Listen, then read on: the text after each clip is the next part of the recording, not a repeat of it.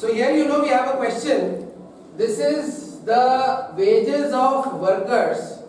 How many get 400 to 450, 450 to 500, and finally last group is 700 to 750. Then there is number of workers 2, 6, 12, 18, 24, 13, 5, and then we write next to it cumulative frequency. You are very well clear about the fact that in an ogive we need cumulative frequency. There is wages of workers, number of workers, and you all know that there are two types of ogives. One is a more than ogive and one is a less than ogive.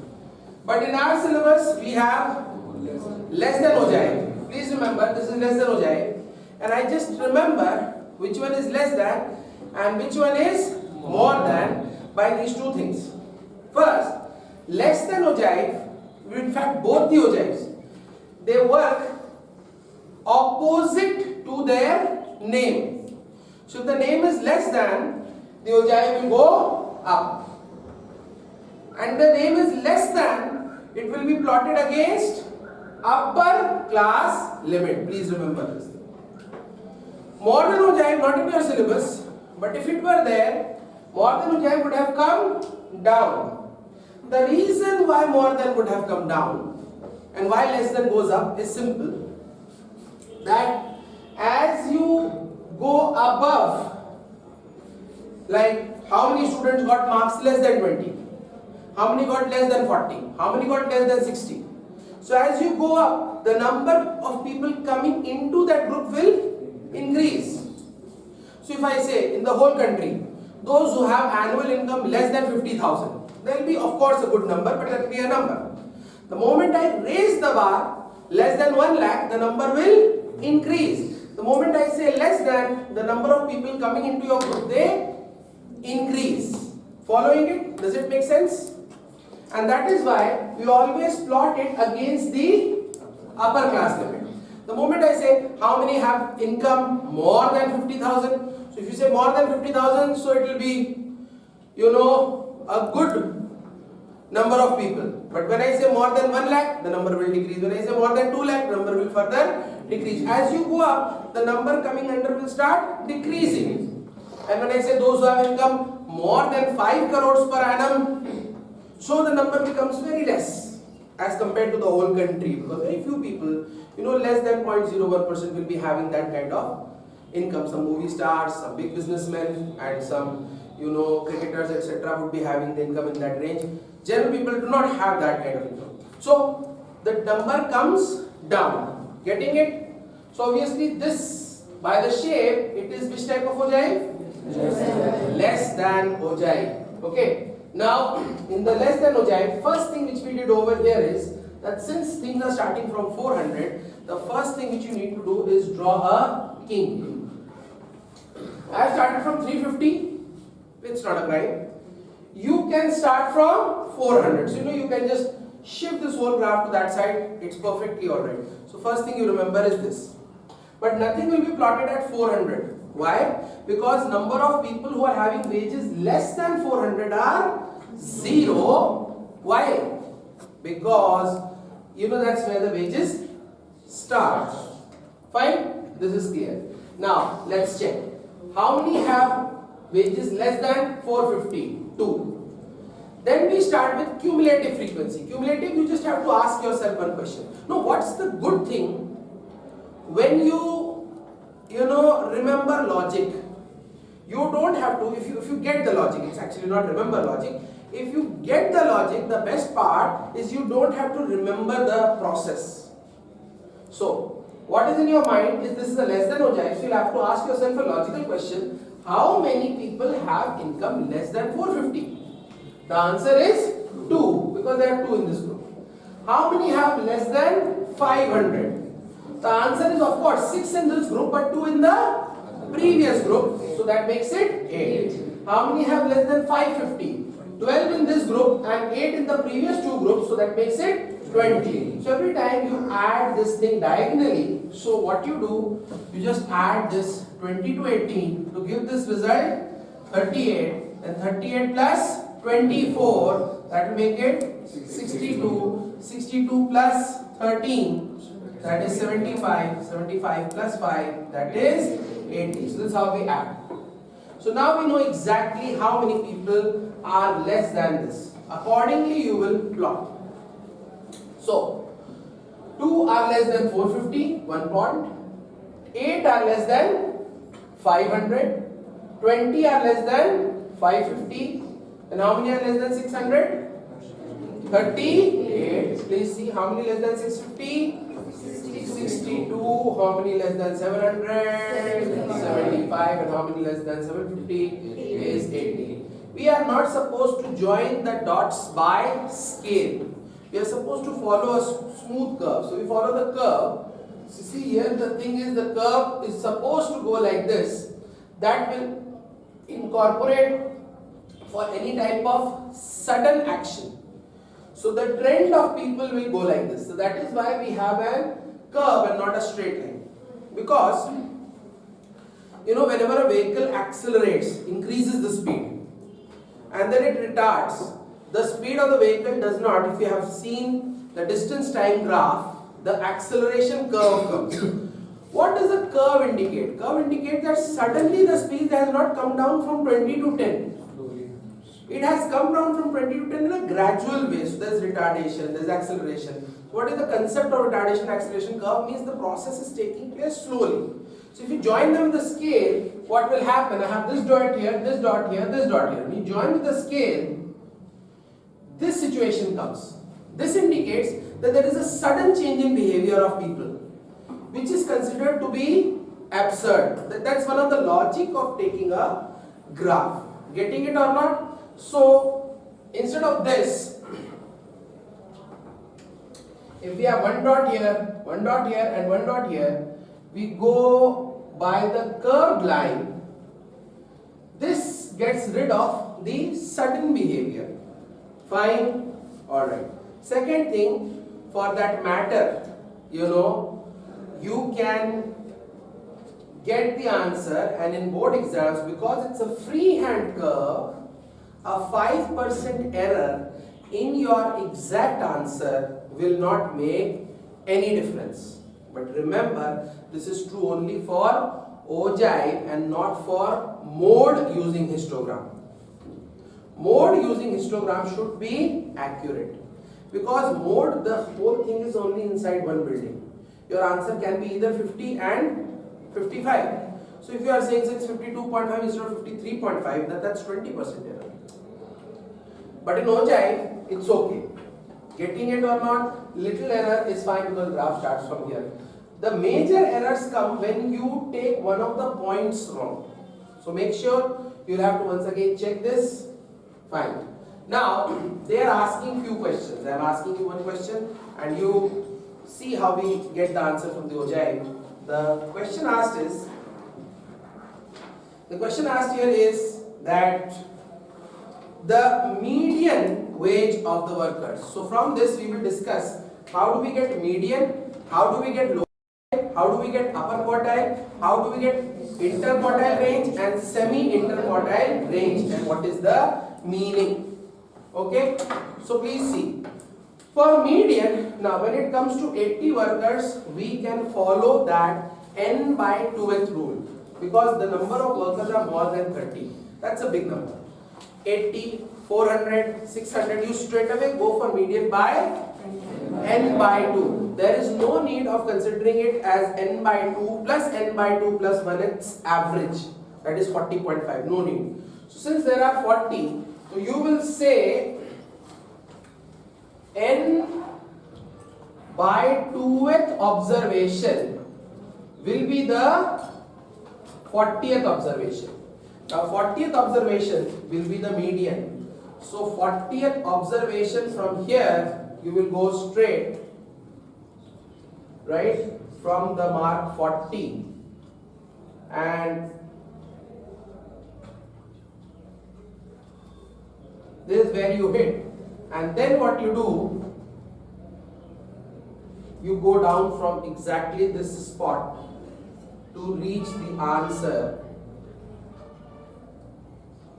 which is this time somewhere between 60 and 650. Now you have the graph sheet, you will have the minute markings. This is coming out to be somewhere around 615. Alright, so you will say the median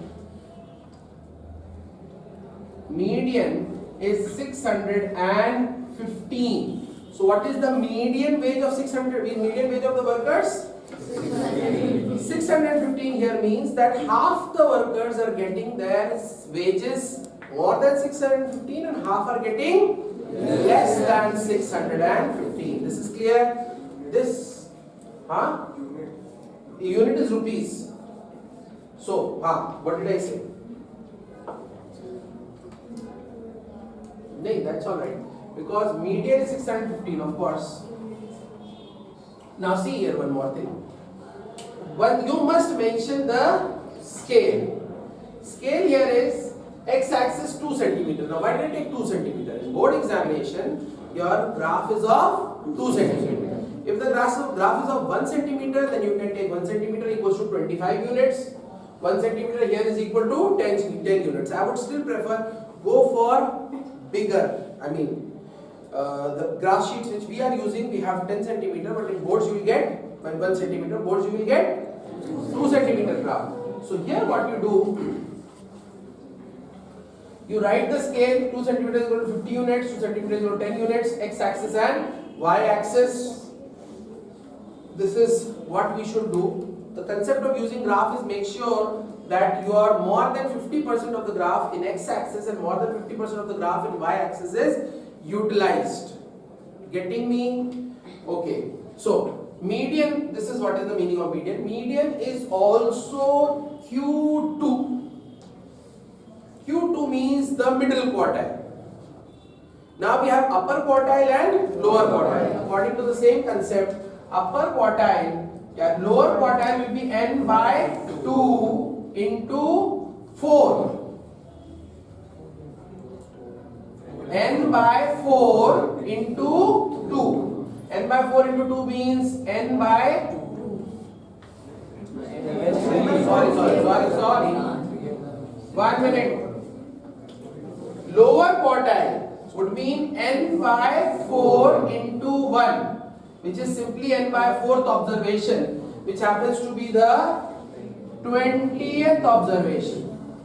And upper quartile will be n by 4 into 3, that will be the 60th observation. Now let us check the 60th observation and the 20th observation. Now 20th observation there is no need of checking because 20th observation is straight away 550. So this would mean 550. Following this thing. And what is the 60th observation? 60th observation, this is 62nd observation which is marked over here. 60th observation will give you 1 minute. If we go a bit more accurate, 640 or 645, whatever you think is better. So it seems to be somewhere around 640. So this would be 640. So did you follow?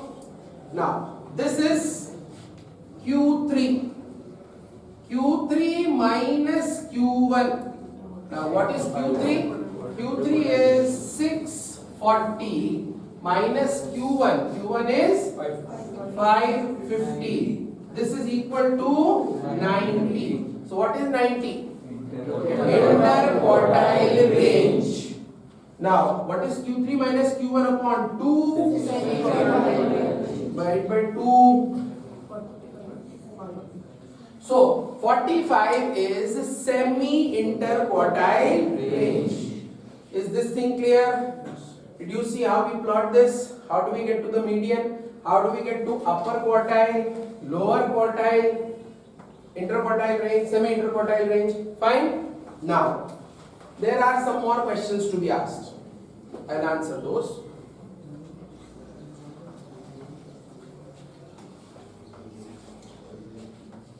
Now they are asking a question, and the question is the lower quartile wage of the workers. We have told the lower quartile wage 550.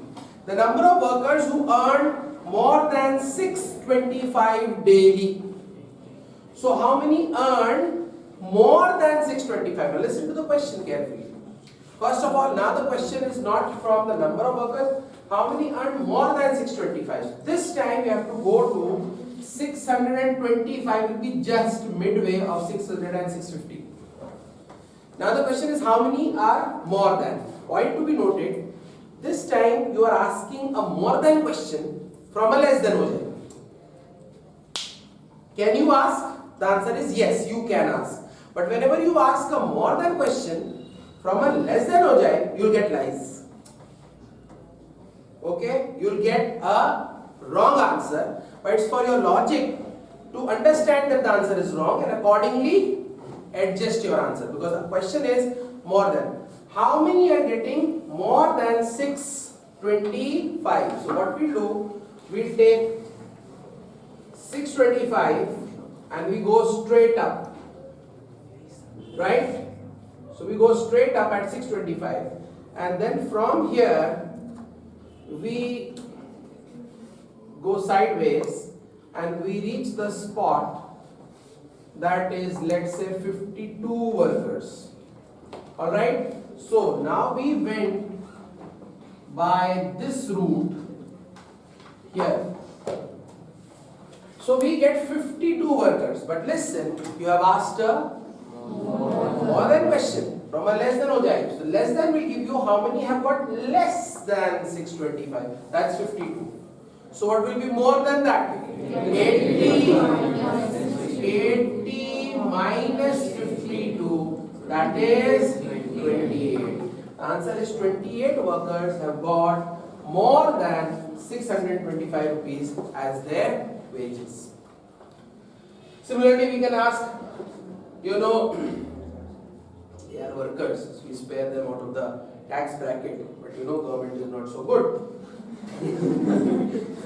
They will keep looking for how many have income more than this much.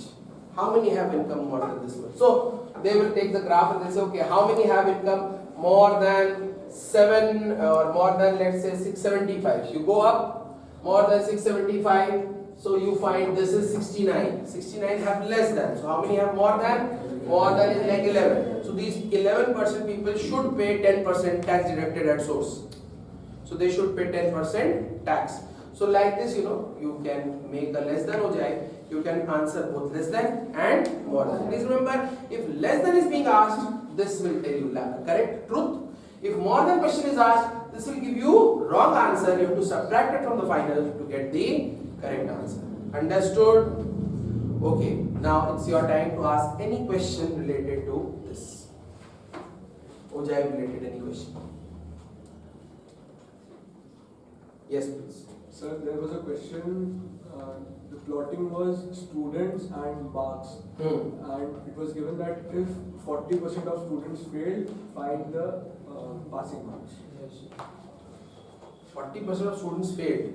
Find the passing marks. Okay, so obviously the number of students would be in y-axis and the marks which they get will be in x-axis.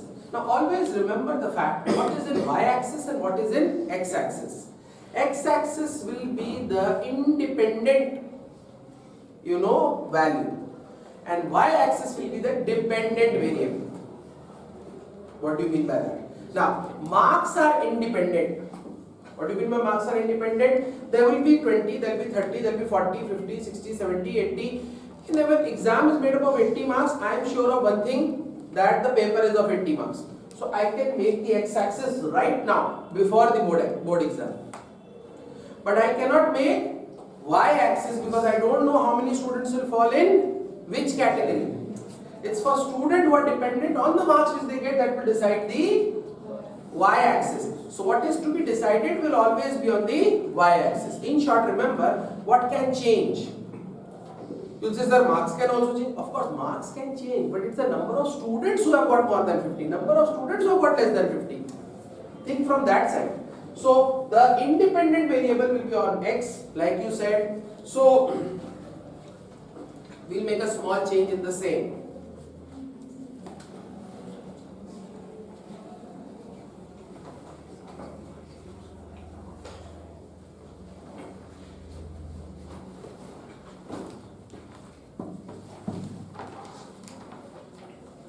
The passing marks, let's say the marks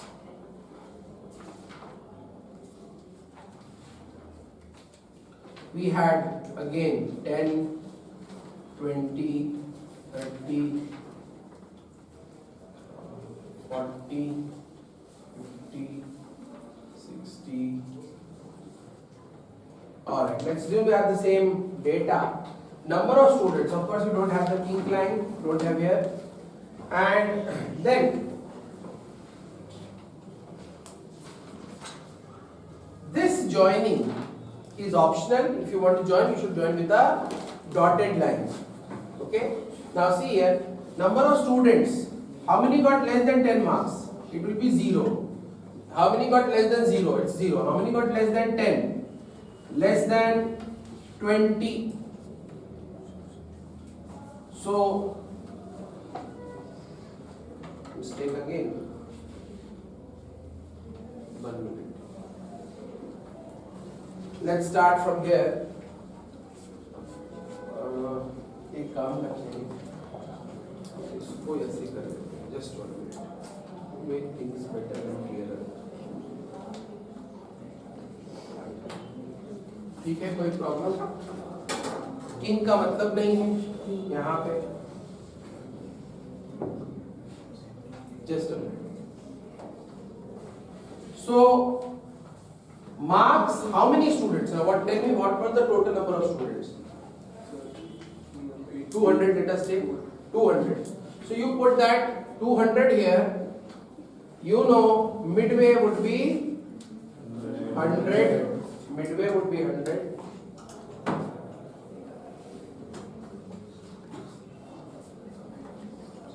Then we have 150, 175, 125, 50, 75, and finally 20. Now please see here, let this be the number of students. How many students got less than 10 marks? How many got less than 20, less than 30, less than 40, 50, 60, 70 and 80. So we'll have another bracket, students getting less than 80 marks. That will be some other value, let's say. Now if 40% of the students failed, now what is 40% of 200? 80. 40% of 200 is 80. We go for 80. This is 75. 80 is here. Then I go straight from 80 here, and then from this graph we go down. Now here I see it's like 35. So you will say 35 is the passing marks, because we can see from the graph those who have got above the passing marks have, they are more than 80. So 80 is the borderline. The borderline coming here as is at 30. You have to use logic. Always trust logic more than anything you have memorized. Yes, please. So if it is given that find the number of students who score more than 65 marks. Find the number of students who scored more than 65 marks. So you know here 0 to this will be somewhere which is 65. Now go up from 65. Go up straight, and then from here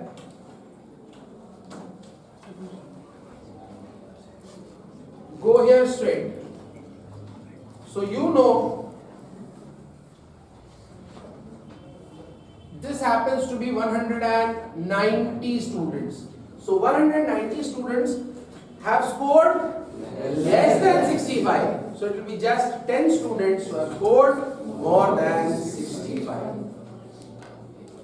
Got it? Does it